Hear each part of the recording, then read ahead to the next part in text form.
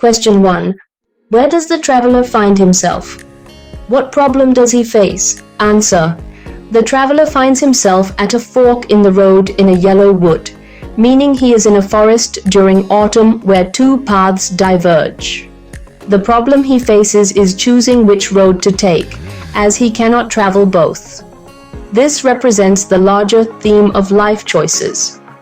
Once he makes a decision, he may never be able to return and explore the other option.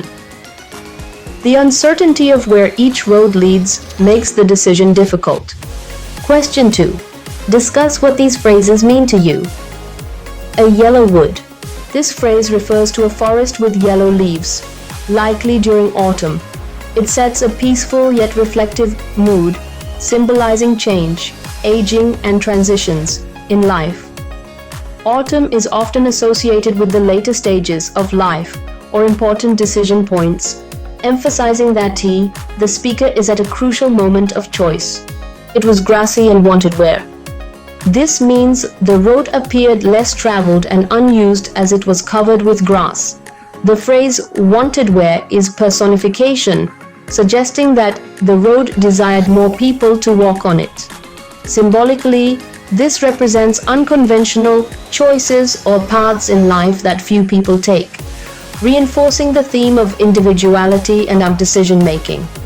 The passing there. This refers to people walking on the road and wearing it down over time. The phrase suggests that even though the speaker initially thought one path was less traveled, he later realizes that both roads were equally worn. This highlights the idea that choices may seem unique, but many others have faced similar dilemmas. Leaves no step had trodden black. This means that the fallen leaves were fresh and undisturbed, as no one had walked on them yet. It symbolizes a new beginning or a moment of pure choice, where no previous footsteps guide the way. It also emphasizes the uncertainty of decisions. Since no one has walked the exact path before, the speaker must make his choice blindly. How way leads on to way. This phrase reflects how one choice leads to another, making it unlikely that the speaker will ever return to the first road. It suggests the irreversibility of decisions in life. Once we choose a path, it shapes our journey and leads to new opportunities or challenges, often preventing us from going back. Question 3. Is there any difference between the two roads as the poet describes them? A. In stanzas 2 and 3. B. In the last two lines of the poem. Answer A. Difference between the two roads in stanzas 2 and 3. In stanza 2, the poet initially suggests a difference between the two roads. He describes the second road as just as fair as the first, but having perhaps the better claim because it was grassy and wanted wear. This makes it seem like the second road is less traveled and more unique. However, in stanza 3, the poet contradicts this idea. He admits that the passing there had warned them really about the same. He also observes that both roads were covered in fresh leaves with no step had trodden black. This means that, in reality, both roads were equally traveled, and the difference was only in perception. B. Difference between the two roads in the last two lines. In the final lines, the poet creates a stronger contrast between the two roads. I took the one less traveled by, and that has made all the difference. Here, he suggests that one road was indeed less traveled, and his choice had a significant impact on his life. This seems to contradict his earlier statement that both roads were the same. This could mean that the speaker is romanticizing or exaggerating his choice when looking back on it. It also suggests that our choices define our life, even if at the time they seemed small or uncertain. Conclusion. In stanzas 2 and 3, the roads appear nearly identical. But in the last two lines, the poet presents his chosen road as unique and life-changing. This shift in perspective highlights the power of choices and how we interpret them over time. Question 4. What do you think the last two lines of the poem mean? Looking back, does the poet regret his choice or accept it? Answer. The last two lines of the poem, I took the one less traveled by, and that has made all the difference. These lines suggest that the poet sees his choice as significant in shaping his life. However, the exact meaning is open to interpretation. It depends on how we read the poem's tone. Does the poet regret his choice or accept it? The phrase, that has made all the difference, implies that the choice was important, but it doesn't clearly state whether the difference was positive or negative.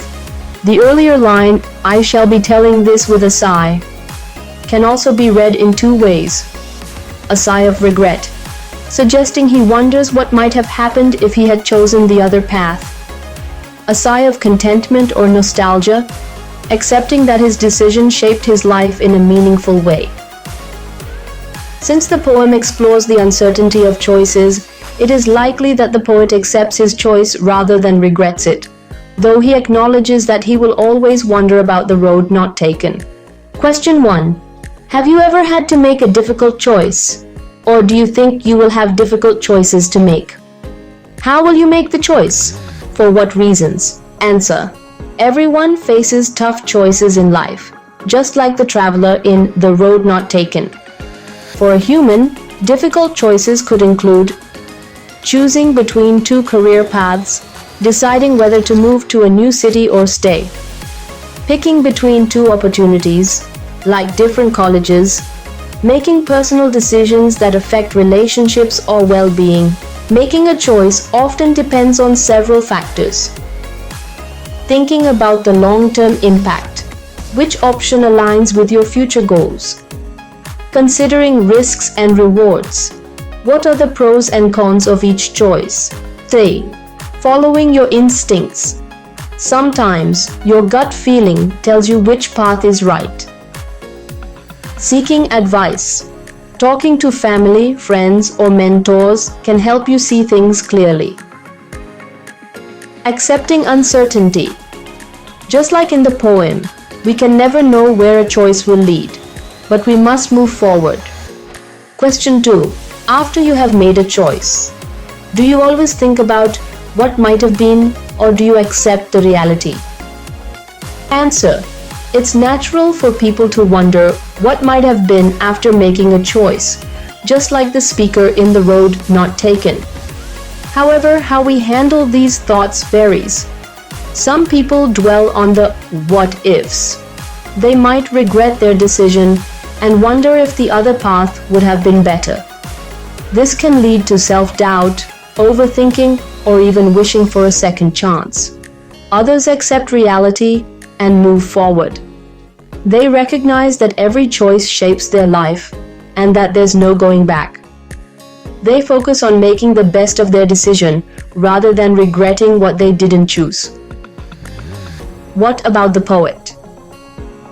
In the poem, the speaker reflects on his choice, but doesn't clearly state whether he regrets it or not.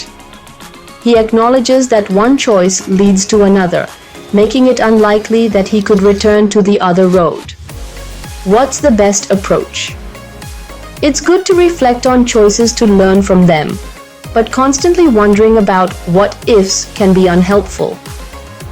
Instead, embracing the present and making the most of our decisions is the best way forward.